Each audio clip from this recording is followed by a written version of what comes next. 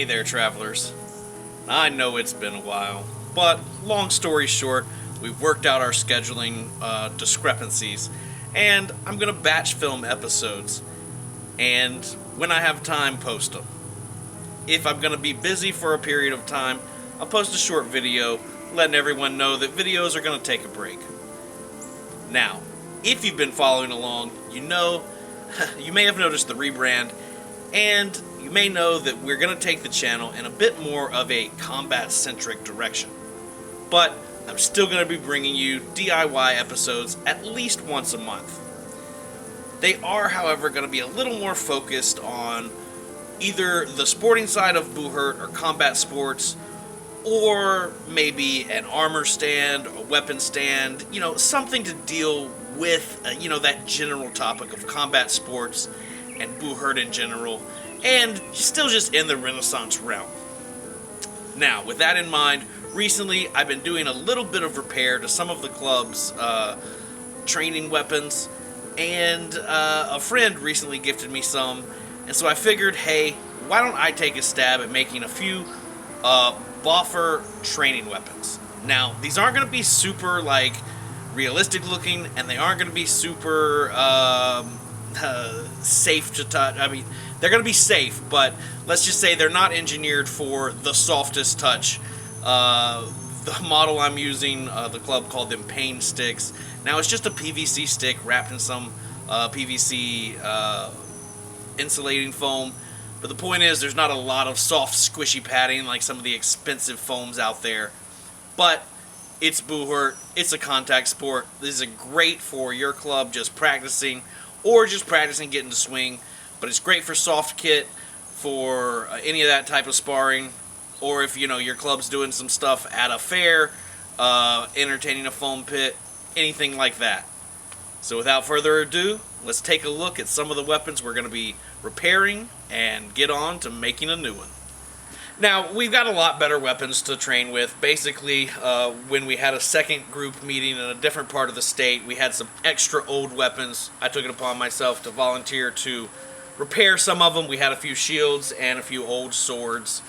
Now, I've already recovered a few. Basically, these are the last two that I got to work on. This one needs some extra foam up in the top, and as you can see, this one as well is missing that foam right there at the tip.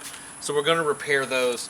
But some of the ones that I've already fixed, as you can see, just really needed some new skinning.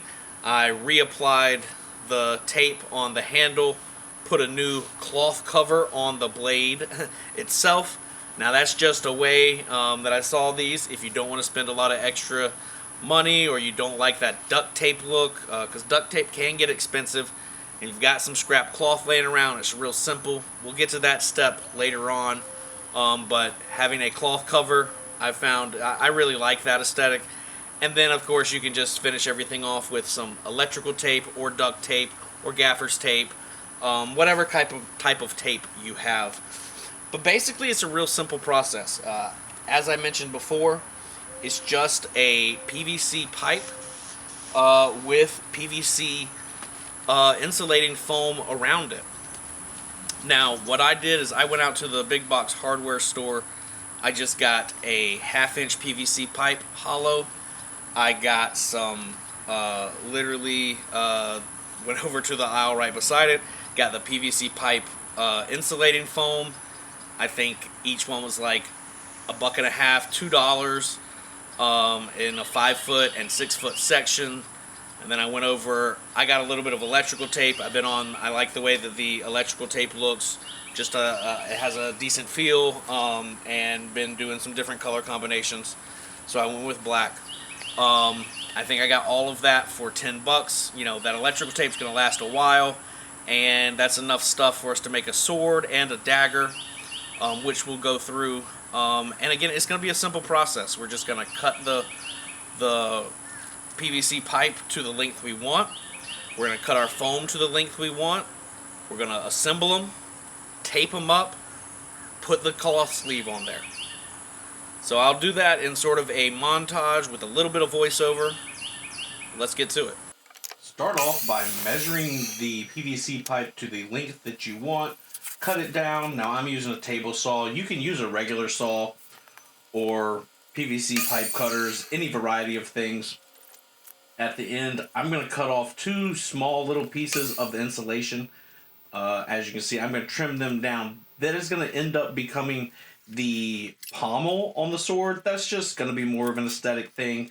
Same reason that I'm sort of trimming off some of the edges. It's really more of an aesthetic thing. When you've got your PVC insulation cut down the way you want it, I just take the tape and, as you can see, make a simple